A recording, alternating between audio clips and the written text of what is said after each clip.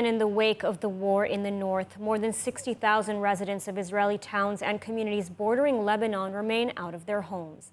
They've been displaced for more than 170 days due to cross-border fighting. And worse, they have no clue when they can return home. More on this from ILTV's Steve Leibovitz.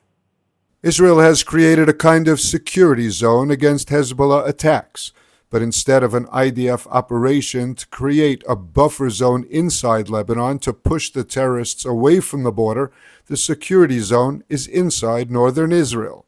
Over 60,000 residents were pushed out of their towns and villages in early October, and there are no promises of when they can return. We have 60,000 Israelis that are evacuated by the order of the government, 6-0. Meaning that they took a suitcase and they went out very quickly. Most of them went out without getting orders. They live, when I say live next to the border, literally, it's defense of the community and defense of the border almost the same. With government subsidy, most remain evacuated to safer areas in central Israel, leaving their communities empty and deserted. We are a ghost city. And this is unspeakable situation.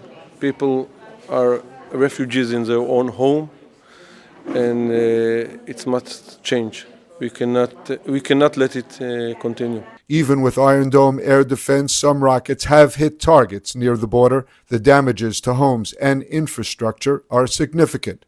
The Iran-backed Hezbollah and the IDF have been trading fire since the start of the war in Gaza from October 7th. Hezbollah began firing rockets into Israel, and Israel has responded with deadly force.